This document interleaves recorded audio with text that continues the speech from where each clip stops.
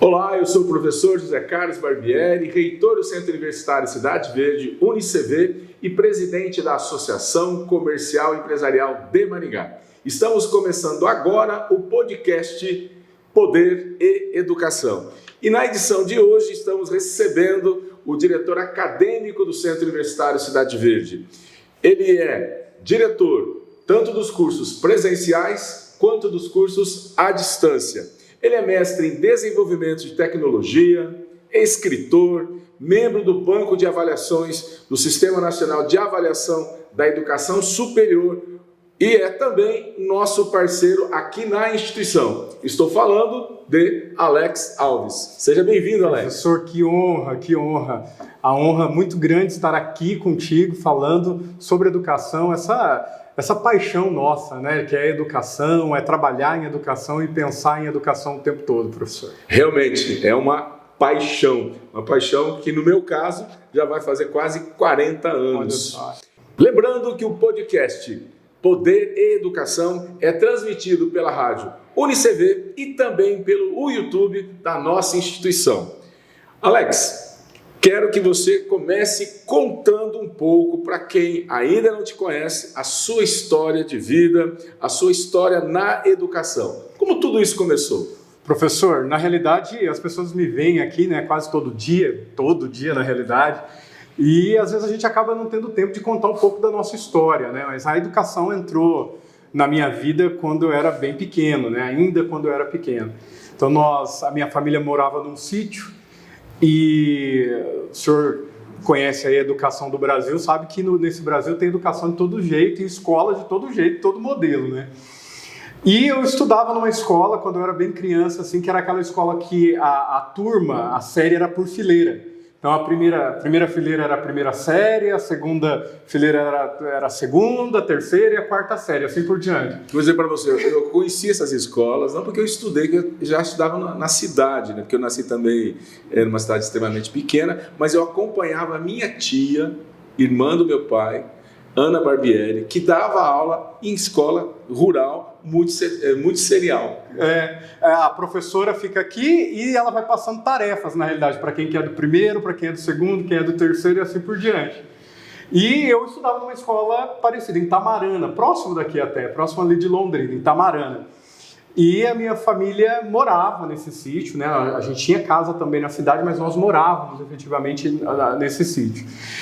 E chegou um determinado momento que a gente chegou ali na quarta série, que a gente falava na época, que a quinta série tinha que ir para a cidade.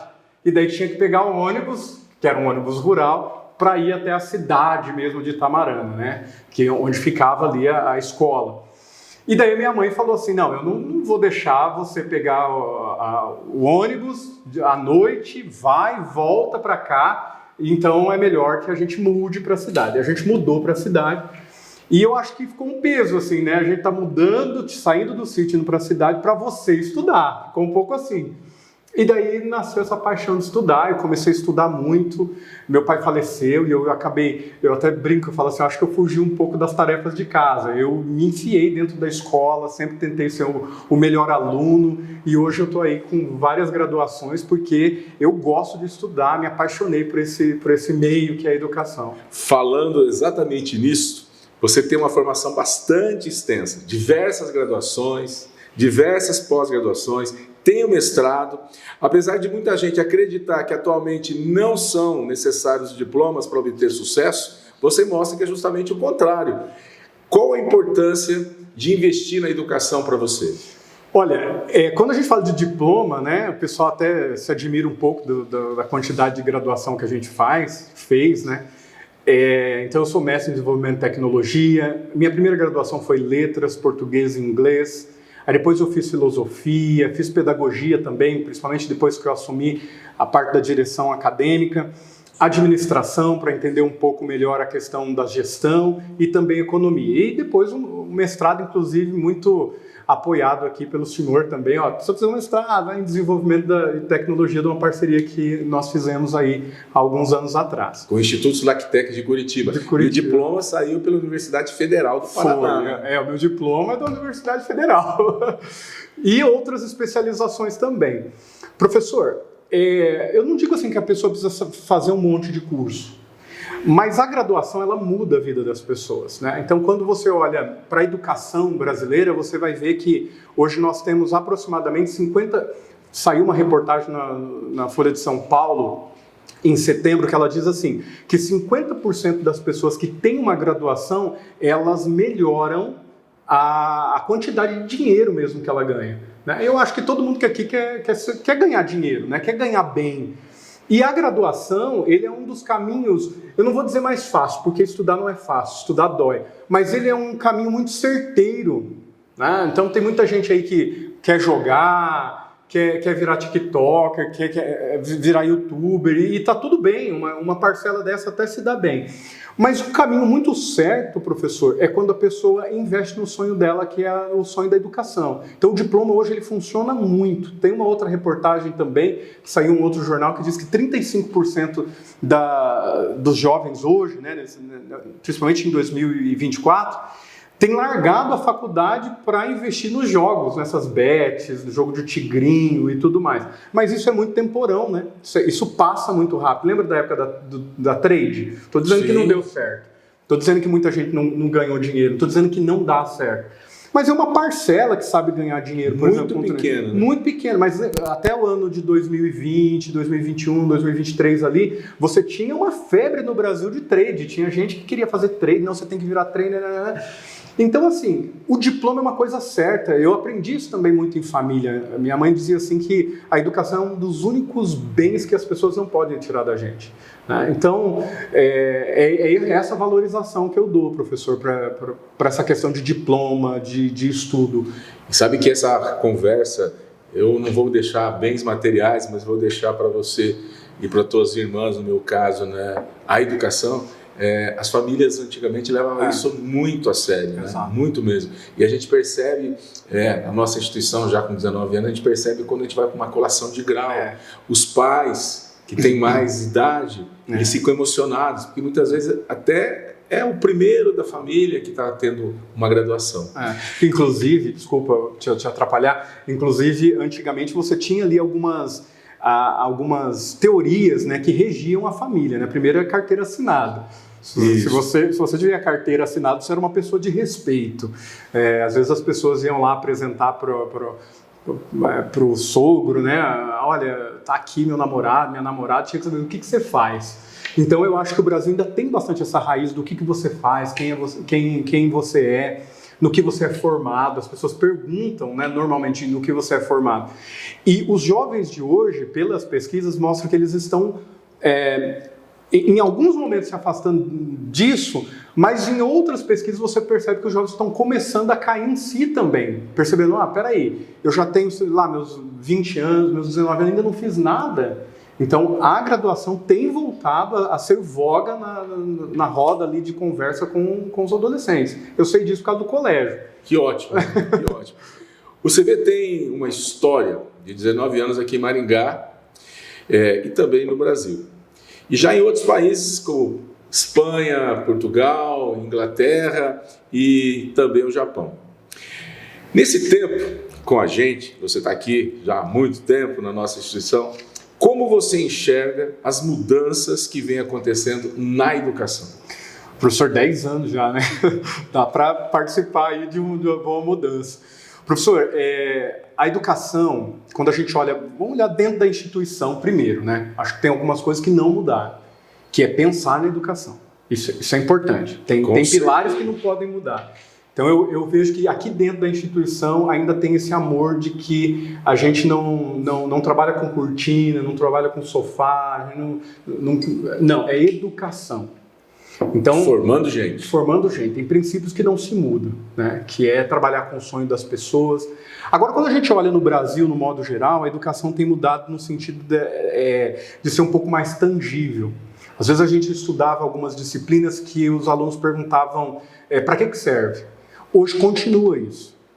Então hoje as faculdades, elas, já que está falando ali numa questão de Brasil, as faculdades começaram a perceber isso. Para que serve isso? Então a prática, professor, é uma mudança que eu vejo, principalmente a instituição, a UniCV, tem buscado muito. Eu sou muito cobrado por isso, não só pela equipe diretiva, mas pela própria sociedade. Olha, eu vou sair da minha casa, diretor, eu vou vir aqui para uma sala de aula para fazer, sei lá, biomedicina. Se for só para ler, se for só para procurar algum conteúdo, eu vejo no YouTube hoje. Se for para saber como que funciona, por exemplo, um carro, eu jogo lá. Hoje em dia tem muita gente explicando como funciona um carro. Agora, quando eu trago esse aluno para a faculdade e eu dou um conteúdo para ele que seja tangível, que ele consegue ver que tem surtido efeito na vida prática dele, a palavra é essa, é prática, percebo que a educação no Brasil acordou para isso. O aluno ele quer vir para cá para fazer uma parte prática. Se for só para ler, eu vejo um videozinho rápido de 30 segundos, 1 minuto, as pessoas têm até um pouco de dificuldade de prestar atenção quando tem um vídeo, alguma coisa muito longa. Mas quando você coloca a educação e a prática em voga, o aluno colocando a mão na massa, a gente tem um NAC, por exemplo, quando a gente vai para lá, a gente fica encantado.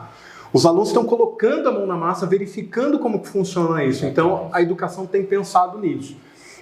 Pensado no valor tangível, o que funciona para mim. Funciona fazer administração como? É só para ler e fazer planilha? Não. É para gerir pessoas? Então me mostra como que é gerir pessoas. Vamos colocar esse pessoal aqui para trabalhar soft skills, inteligência emocional dentro de uma equipe, fazendo a gerência ali de uma equipe. Então, a prática, professor, é uma mudança muito grande na educação que está acontecendo. Perfeito, concordo com você. Saiu recentemente uma atualização dos dados do Censo da Educação Superior no Brasil e o número de universitários chega a 10 milhões. E o ensino à distância fica muito perto de superar o ensino presencial. Depois da pandemia, essa modalidade vem ganhando força. A cada ano, a cada semestre, a gente percebe isso. Quais são, para você, os diferenciais que a educação à distância tem? Professor, a educação à distância, ela começou há muito tempo, né? Hoje é que a gente chama, né, de EAD, mas tinha lá eu não vou lembrar agora o nome que vinha Instituto Universal. Instituto Universal Brasileiro, que as pessoas faziam lá o curso lá de corte e costura, vinha um módulo, aí a pessoa tinha que preencher, responder umas questõezinhas, carimbar, devolver no correio, alguém lá corrigia e voltava. Então, a educação à distância, ela já funciona há muito tempo. O que acontece agora? O que tem de novidade? É que hoje é muito rápido. Na palma da mão, a gente está aqui com esse celular, eu posso ter uma realidade 3D. Então, o que tem mudado hoje na educação à distância, professor? É a aproximação.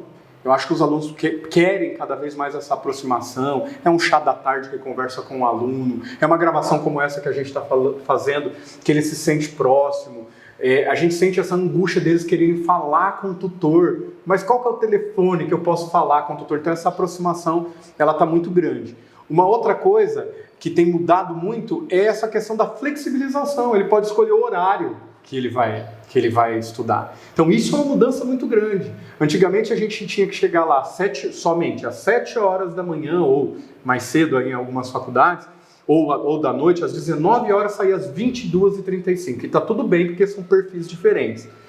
Mas dentro do EAD, você consegue fazer essa flexibilidade. Eu vou estudar, eu tenho lá 200 páginas para estudar, eu vou estudar essa semana tanto, depois eu vou estudar tanto, vou assistir o vídeo tal, então ele consegue se organizar, mas precisa ser uma pessoa bem organizada para estudar no EAD também. Tem que ter disciplina, né? Organização e ter também um pouco de autodidata, porque quando a gente está no presencial, eu lembro disso quando estava em sala de aula, né, a gente percebia os alunos perguntando um para os outros, e ali existia uma troca. Né? E agora, quando você está na educação à distância, além de ter disciplina, além de ter organização, você também vai ter que esperar, de repente, um tempo para mandar a dúvida para o tutor e esperar. Para a resposta chegar. Para a resposta chegar, exatamente. Ele tem que se organizar muito bem. O EAD tem esse time que a pessoa que estuda no EAD, ou seja, à distância, ele precisa entender qual é o tempo dele também. Acabou de ser uma pesquisa hoje, inclusive, falando que as mulheres agora chegaram a 46% que são mulheres que dominam aí, que são provedoras da casa. Né? Então, olha só, tudo isso impacta também. O que significa isso? Significa que as mulheres, mesmo dentro de casa, ela consegue se organizar e ela consegue fazer o momento dela de estudo e ir para a graduação também, coisa que não tinha. Uma outra mudança, professor, que importantíssima do EAD, é como que a educação começa a chegar em lugares que a gente nunca imaginava, né? Nós temos um exemplo aqui dos indígenas estudando aqui com a gente. Quando que a gente ia imaginar? Quando eu estudava lá, né, na filinha, lá dentro de uma sala de aula, que a educação ia chegar para os indígenas por meio da EAD, da educação à distância. Os ribeirinhos, né, a gente tem uma aluna que inclusive mandou uma mensagem para a gente muito bonita, em que a educação dela só foi possível por causa da educação à distância. Então essas mudanças, a gente começa a ver que a educação começa a alcançar outros sonhos também. Sonhos de pessoas que estão lá dentro de casa, que a gente não conhece. Não é a pessoa que você está na rua, que você encontra no mercado. Não, é aquela pessoa que não consegue sair porque ela tem que gerir ali dentro da família dela. Homem ou mulher tem que ficar ali cuidando às vezes de um idoso, que ele não pode sair para fazer um estudo porque ele está cuidando do pai, da mãe, do tio. Então, a educação à distância, professor, nesses 10 anos aí, nesses 20 anos, a gente viu tudo isso, passou por todas essas mudanças. E uma coisa que eu aprendi aqui dentro é que a faculdade, a escola, ela muda. O tempo todo ela muda e a gente precisou também começar a mudar para atender esse público também. Alex, você falando dessa aluna, é uma aluna lá do Amazonas, né? É uma aluna que ela pegava o barco, andava lá no rio, 3h30 para chegar na igreja, baixava o seu conteúdo, voltava mais 3h30. Isso fazendo chuva, tendo chuva, fazendo sol e ela fazendo isso. E eu lembro também desse depoimento dela que ela já foi aprovada no concurso da prefeitura. Sim. E hoje ela é professora. Hoje ela é professora. E eu também fui para Blumenau, uma coisa que você disse que é muita realidade mesmo.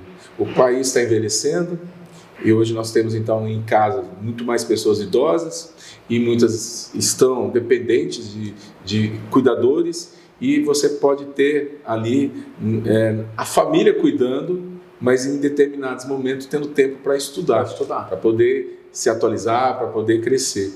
Eu fui também em Blumenau visitar o polo de lá e eu acabei conhecendo uma parceria que o polo de lá tem e eu fui no hospital. E no hospital era um hospital que atendia somente doentes renais. E os alunos nossos, foram bolsas que a gente concedeu para eles, estavam naquele momento lá fazendo, né, ali o seu atendimento e com tablet na mão. Então, alunos que viajavam muito, 2, 3 horas, ficava debaixo ali, né, de uma coberta, porque quando você você vai fazendo ali, né, a utilização da máquina para filtrar o sangue, você acaba tendo uma queda de temperatura, que sai o sangue quente e volta o sangue frio, e debaixo de uma cobertinha, mas com o tablet na mão estudando. Olha, como não amar a educação? Né?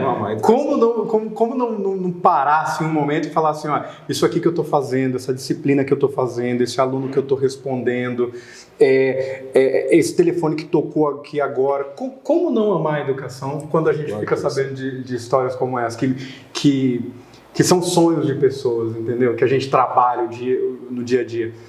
Eu falo isso ali na tutoria, eu falo bastante para os nossos coordenadores. Às vezes a gente está meio cansado, correndo daqui para lá, tá? Mas de vez em quando a gente tem que mudar a chavinha e falar assim, poxa, eu estou fazendo isso aqui ó, de educação, que é para a pessoa que está lá fazendo hemodiálise ou algum tipo de tratamento. É para a enfermeira que está cuidando lá de um vozinho, às vezes ela não pode deixar de olhar e está cuidando aqui do celular para fazer educação. Professor, isso é educação, E o EAD permitiu tudo isso. Eu lembro quando ainda dava aula, que eu fiquei 28 anos em sala de aula. Eu lembro que muitas vezes eu estava cansado, mas muito cansado, porque eu estudava, trabalhava. E eu lembro que quando eu pisava numa sala de aula, o cansaço ia embora. E se eu estava né, com algum problema pessoal, ele também ia embora. Porque eu olhava para a cara dos meus alunos e eu olhava assim, nossa, eu tenho que fazer o melhor para eles, porque eles estão aqui, estão pagando o colégio, sempre dá aula só escolas particulares. Se eles estão aqui, eles acreditam na gente, acreditam no nosso trabalho, a gente tem que fazer o melhor. Fazer valer a pena, né? Exatamente. Estamos chegando aí no final do ano, né? Então, muitos estudantes estão agora encerrando o ano e devem prestar vestibular. Pensando, então, aí na educação básica. Qual o seu conselho na hora de escolher a instituição de ensino superior? Olha, professor, escolher uma instituição de ensino superior é a mesma coisa de escolher uma ferramenta que vai respaldar o sonho da gente. Então, a gente tem que escolher faculdades, lugares, né, como o UniCV, que tem um corpo docente qualificado. Então, você tem que olhar o corpo docente. Quem está me falando isso? É alguém que teve essa experimentação? Escolher pessoas que dão um suporte, né? Porque, sobretudo no EAD, que a gente tem aí um grande público, mas no presencial também, que dão suporte. É um lugar que você é bem acolhido, é um lugar que você é ouvido. Né? E outra coisa, professor, que tenha aquilo que eu falei ali atrás um pouquinho, que é a prática. Eu acho que tem que escolher faculdade que pensa na prática, pensa em como ele vai colocar aquilo ali no trabalho dele e que faça sentido dentro do sonho que ele escolheu. E que tenha diversidade também, sabe? Diversidade eu digo de ferramentas mesmo. Eu não tenho não tenho uma biblioteca, eu tenho um laboratório virtual também, aí eu tenho uma aula que é diferenciada, aí eu tenho um conteúdo que o tutor lá coloca um a mais, um material complementar. Então eu acho que tem que escolher a faculdade que olha realmente para as necessidades de cada aluno, sabe? Quando você fala dessa diversidade também, a escolha deve levar em consideração também se essa instituição de ensino ela também é humanizada. Né? Humanizada. Se ela permite que a inclusão ocorra, independente de qualquer que seja o nosso aluno. Acho que as faculdades hoje elas estão caminhando para isso, né? Ainda tem um grande caminho a percorrer, mas nós aqui, por exemplo, temos hoje um núcleo de acessibilidade. Então, hoje um aluno que precisa de algum tipo de acessibilidade, a gente consegue fazer adaptação, temos ledores de prova para fazer a leitura, dependendo, é claro, do laudo que chega, né? E não é por caridade, a legislação fala isso. Então a gente não faz vista grossas para isso. Eu acho que as pessoas têm que começar a olhar isso, sabe, professor?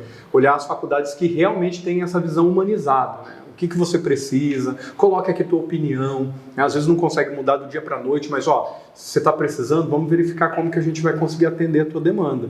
Então é importante que o aluno, é importante que o pai, que muitas vezes o aluno que está vindo para nós no ensino superior, principalmente da educação presencial, muitas vezes ainda tem 16 para 17, 17 para 18 anos, então muitas vezes é o pai que ajuda ali naqueles primeiros passos, né? Então que tanto o pai quanto o aluno façam exatamente o que você está dizendo, né? Veja o que é essa instituição, como são as práticas, como estão os laboratórios, que não são só físicos, que são também virtuais, a biblioteca, né? Como está também toda essa parte de tecnologia, porque a pandemia mostrou para nós que a gente usava a tecnologia para tudo, menos para estudar. E a gente começou a estudar e é por isso que a educação à distância acabou crescendo muito de 2020 para cá. Né? Mas eu lembro em 2015... participando do primeiro treinamento que era para a gente utilizar disciplinas como se fossem híbridas, que a gente falava, tinha que gravar algumas coisas, e eu lembro que foi numa salinha lá, lembro até o número da sala, era a salinha 16, foi eu e outros professores, para aprender já a mexer com a tecnologia. E quando chegou a pandemia, o senhor falou bastante isso nas entrevistas, inclusive, nós somos um dos primeiros, fomos os primeiros, né? Eu lembro, não vou lembrar dia da semana, o senhor tem a memória melhor que eu, mas eu lembro que foi num dia a gente estava conversando, no outro dia nós já estávamos com a webcam fazendo transmissão ao vivo e os professores já estavam treinados, né? Depois a gente precisou se adaptar em outras coisas, mas saber como chegar ao aluno por meio da tecnologia, e hoje o grande desafio vai ser a inteligência artificial. Eu não lembro exatamente o dia, mas eu me lembro que o governador do estado, por meio de um decreto, disse que nós iríamos encerrar as atividades, as escolas estariam fechadas na segunda-feira. Mas quem disse que a gente conseguiu ter aula presencial na quinta e na sexta. Ali eles já começaram a ir para casa, né? Porque a gente tinha naquele momento muitas desinformações e também muitas pessoas vendendo, não uma pandemia, né? Mas um pandemônio que acabou assustando muita gente. Então, aquele 20 de março, com certeza, não vai ficar só na minha memória, mas na memória de todos, porque foi realmente um período bem difícil. Mas a educação não morre, né? A educação é interessante que ela se adapta e tá aí, você que precisa procurar agora uma faculdade, você que está procurando um vestibular, procure também faculdades que se adaptem. Aconteceu tal coisa, vamos ver como está ali na legislação. Amanhã, é para amanhã, vamos ver como que a gente consegue atender essa demanda. E se adaptou, não morreu. A educação se renovou, inclusive. Alex, você fez várias graduações que são licenciatura.